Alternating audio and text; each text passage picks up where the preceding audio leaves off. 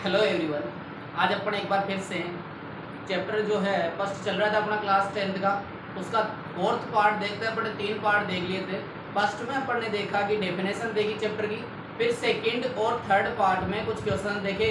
उसके बाद जो रिमेनिंग क्वेश्चन बच गए शेष, वो क्वेश्चन नंबर 5 आज अपन स्टार्ट करते हैं। और क्वेश्चन नंबर 5 अपना क्या दिया हुआ है कि किसी जांच कीजिए कि क्या किसी प्राकृत संख्या n के लिए 6 की पावर जो n है अंक 0 पर समाप्त हो सकती है। इसका मतलब ये है कि अपने को दिया हुआ है कि कोई संख्या 6 की पावर n के रूप की है और अपने को बताना है कि उसका कोई भी जो अंक होगा उसका इकाई अंक क्या 0 पर समाप्त होगा क्या। तो आइए अपन देखते हैं कि 0 पर समाप्त होता है नहीं होता है। तो अपने को दिया हुआ है 6 की पावर n। तो अपन क्या करते हैं, यहाँ पे इसने बोला कि n कोई भी प्राकृत संख्या, और प्राकृत संख्या क्या होती है जो 1 से स्टार्ट होती है। तो अपन यहाँ पे n की जगह 1 रखते हैं एक बार। तो n की जगह 1 रखते हैं तो आता है अपने पास 6 की पावर 1, और 6 की पावर 1 का मतलब क्या होता है अपने पास 6 होता है। फिर से देखते हैं अपन n बराबर अगर 2 रखते हैं तो होता है अपने पास 6 की पावर 2, और 6 की पावर 2 को करेंगे 6 मल्टीप्लाई 6 तो कितना होता है अपने पास 36 होता है। फिर से अपन रखते हैं पावर 3, और पावर 3 रखते हैं तो अपने पास आता है 6 की पावर 3, और इसको अपन मल्टीप्लाई में लिखेंगे तो क्या हो जाता है अपने पास 6 को 3 बार मल्टीप्लाई में लिखेंगे और मल्टीप्लाई करने पे आता है अपने पास 216। अगर आप ऐसे ही प्रोसीजर करते रहोगे तो आपके पास कोई भी अंक 0 पर समाप्त नहीं होगा। कारण क्या होता है कि अपने पास कोई भी संख्या हो जिसका भी 0 पर इकाई का अंक समाप्त होता है, उसके लिए क्या जो होता है इफेक्ट होता है कि उसका जो गुणनखंड होता है उसमें 2 व 5 का होना आवश्यक होता है। लेकिन अब अपन 6 की पावर n के अभाज्य गुणनखंड देखते हैं। तो अपने पास 6 की पावर n के अभाज्य गुणनखंड,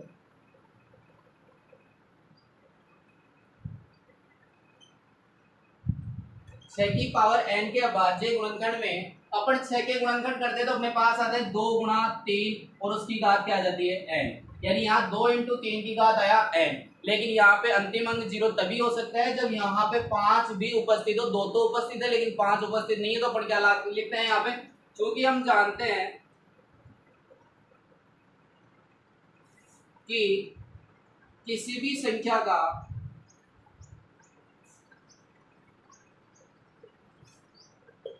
अंतिम अंक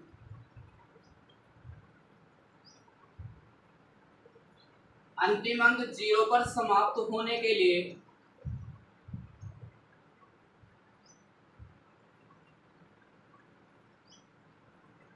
गुणनखंड में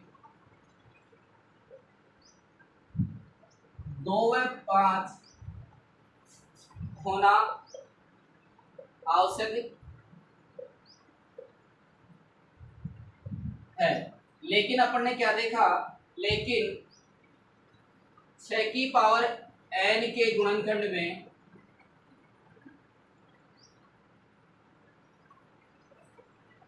2 तो उपस्थित है लेकिन 5 उपस्थित नहीं है।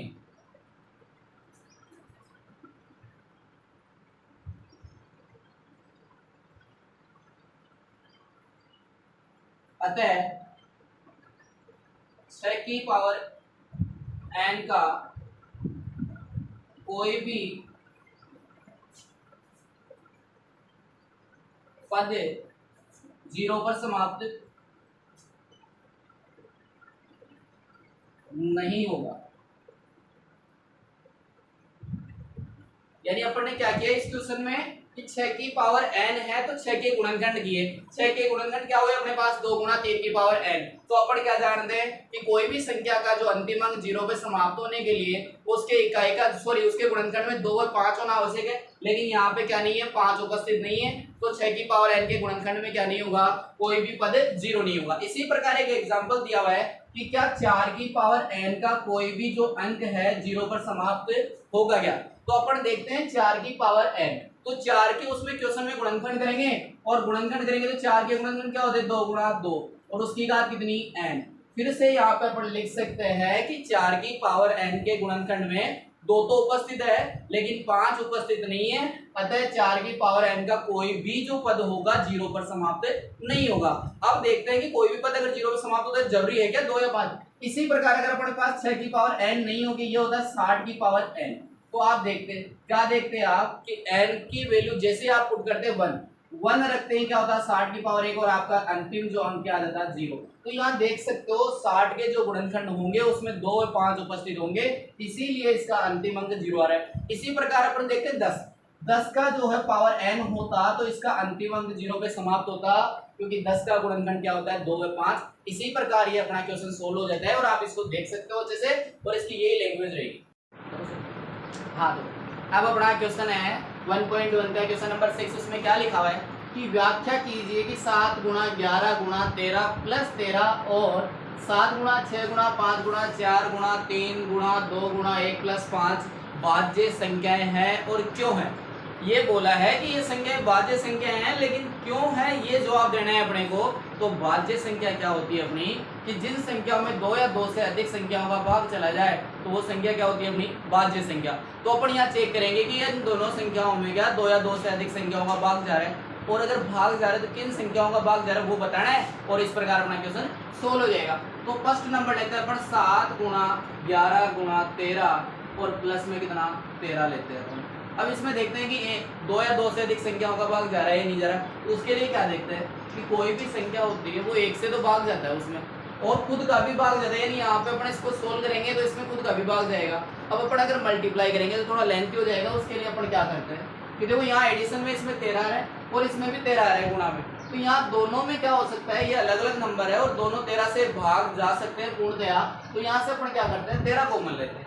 जैसे ही मैं यहाँ 13 कॉमन लेता हूँ, और कॉमन लेने का मतलब ये है कि दोनों जो संख्या है उनमें 13 का भाग लेना है और जो बचेगा वो लिखना है। तो यहाँ 13 का भाग लगाओगे, 13 से 13 कैंसिल आउट हो जाएगा, क्या बचेगा 7 गुणा 11 प्लस यहाँ पे 13 में 13 का भाग लगाओगे क्या बचेगा 1 बचेगा। तो यहाँ से क्या निकल गया है अपने पास 13 गुणा 7 इंटू 11 क्या होता है 77 और प्लस में कितना 1, और यहाँ से एडिशन करोगे कितना हो जाएगा 13 गुणा 78 हो जाएगा। और यहाँ आप देख सकते हो कि ये संख्या 13 से भी डिविजिबल है, 78 से भी है, और ये 1 से तो ही, तो यानी ये 2 या 2 से अधिक संख्याओं का भाग जा रहा है, इसलिए संख्या क्या है भाज्य संख्या। तो अपन लिख सकते हैं क्योंकि 7 गुणा 11 गुणा 13 प्लस 13 में 2 या 2 से अधिक संख्याओं का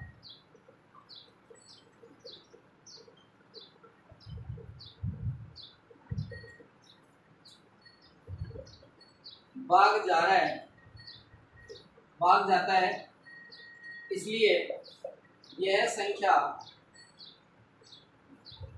भाज्य संख्या होगी।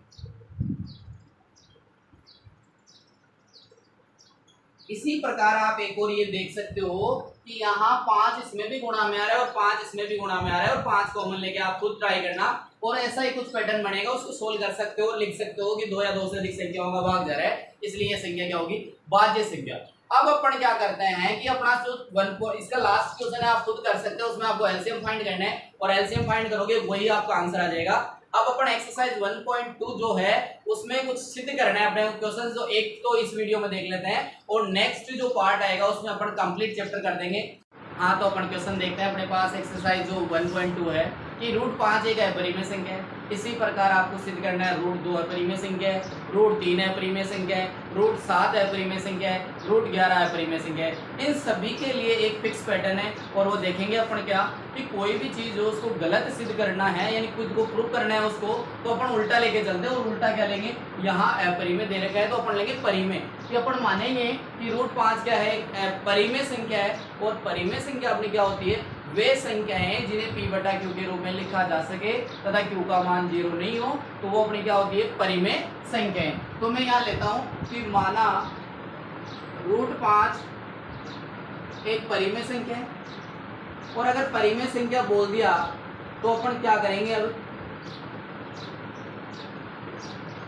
अपन ने ले लिया यहाँ की √5 एक परिमेय संख्या है, तो परिमेय संख्या को किस रूप में लिखा जा सकता है p/q, लेकिन अपन लिखते हैं इसको a/b के रूप में। यानी कि यहाँ पे √5 को अगर मैंने परिमेय बोला है तो मैं इसको लिख सकता हूँ a/b के रूप में लिख सकता हूँ। साथ ही साथ यहाँ पे b का जो वैल्यू है क्या नहीं होना चाहिए 0 नहीं होना चाहिए, तो आप यहाँ लिखोगे b ≠ 0, यानी b का मान 0 नहीं होना चाहिए। अब यहाँ जो a व b है वो संख्या इस प्रकार लेंगे कि एक सह अभाज्य संख्या हो। तो अपन जानते हैं सह अभाज्य संख्या क्या होती है, ऐसी दो संख्याएं जिनका HCF 1 आता हो तो उसको अपन बोलेंगे सह अभाज्य संख्या।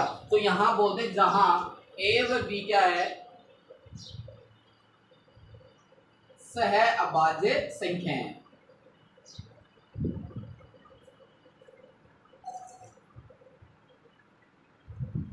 जैसे ही मैंने बोला कि सहअभाज्य संख्या, अब नेक्स्ट प्रोसीजर क्या होगा, इसके बटा में अपन एक लिख सकते हैं और एक लिख सकते हैं तो अपन क्या जानते हैं, क्रॉस गुणा करना है, वज्र गुणा।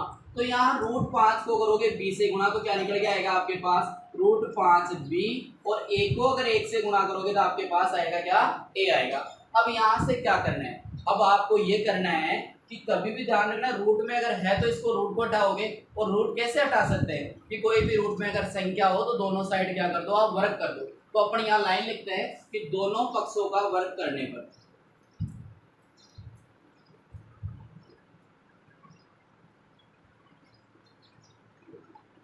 और जैसे ही लिखते हैं तो यहाँ करेंगे √5b का होल वर्ग कर देंगे तो यानी होल स्क्वायर हो जाएगा, और a का भी क्या हो जाएगा, स्क्वायर। यानी √5b का स्क्वायर का मतलब अपने पास ये हो गया, इसको आप लिखते हो √5b गुणा √5b, और जैसे ही इसको लिखते हो तो आप क्या करोगे कि संख्या को संख्या से गुणा करोगे, और √5 जब √5 से गुणा होगा तो ये आएगा आपके पास √25, और √25 की वैल्यू अपने पास होती है 5। साथ ही b को जब b से गुणा करोगे तो आपको पता है आधार दोनों का समान है, घातें दोनों की एक एक है तो घातें जुड़ती है तो क्या होगा, 5b² निकल के आएगा। तो यहाँ पर लिख देते हैं 5b², और बराबर में क्या चल रहा है, a²।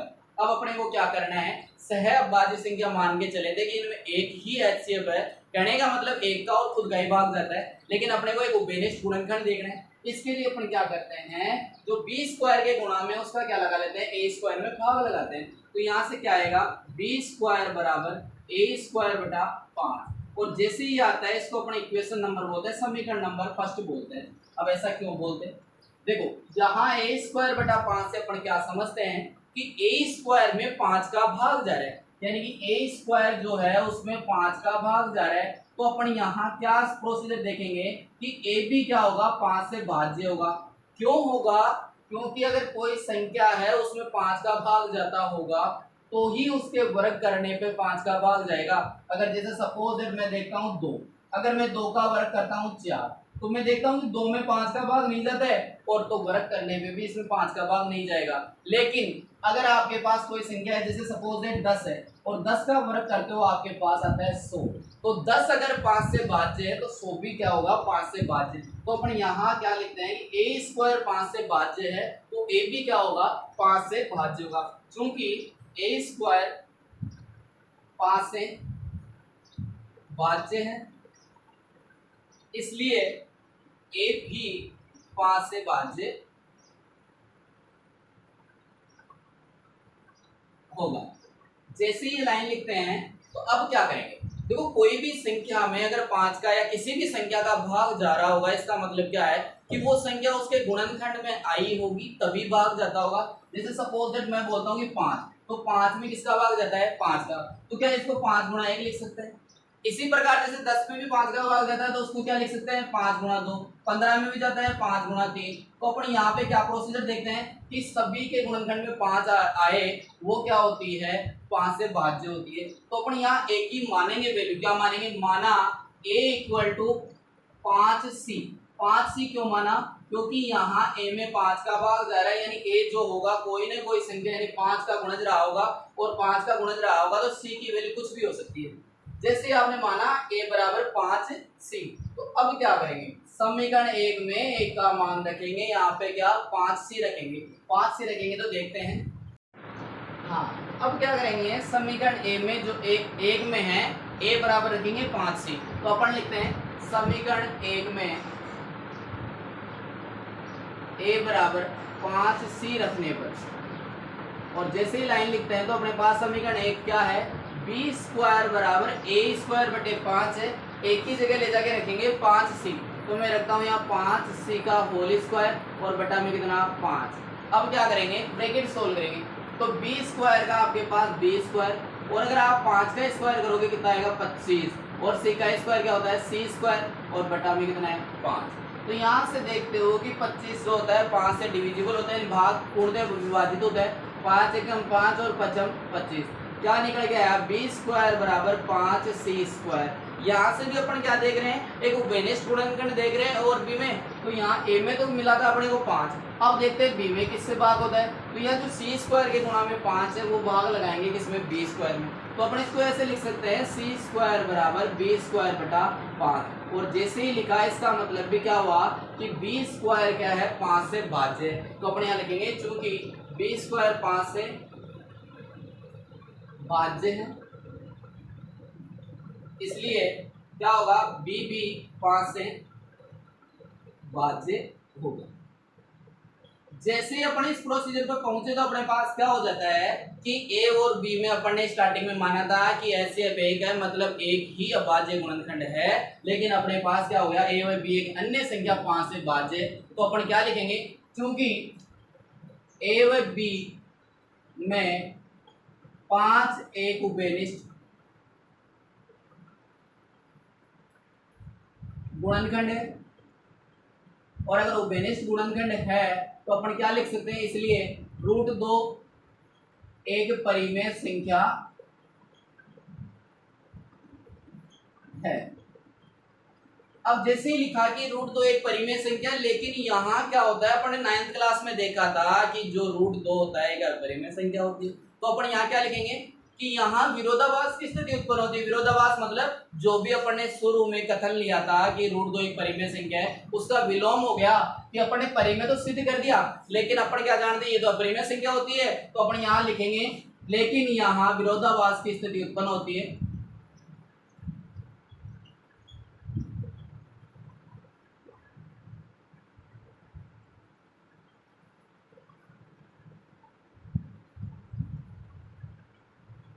और विरोधाभास की जो है स्थिति क्या उत्पन्न होती है कि हम जानते हैं √2 एक √5 एक अपरिमेय संख्या होती है,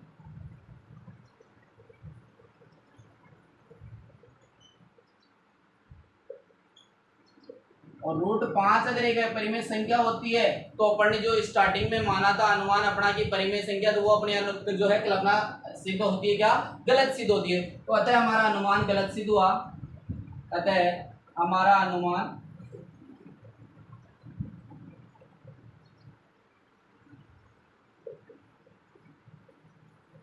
तो गलत सिद्ध हुआ। तो सही क्या है, तो अपन लिख देते रहता है √5 एक अपरिमेय संख्या होगी।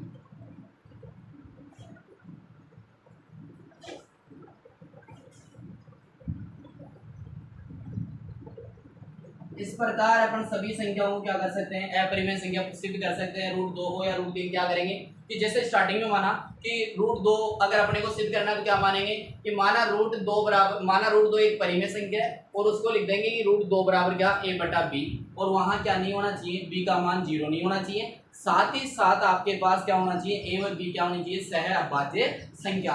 फिर उसके बाद क्या करोगे आप, वज्र गुणा करने के बाद क्या प्रोसीजर करते हो, दोनों पक्षों का वर्ग, और जैसे ही करते हो तो आपके पास ये प्रोसीजर निकल के आता है। तो अब यहाँ क्या लिखा आपने कि a स्क्वायर 5 से भाज्य, पहले का a स्क्वायर 5 से भाज्य है, तो यहाँ पे क्या होगा, a भी 5 से भाज्य होगा।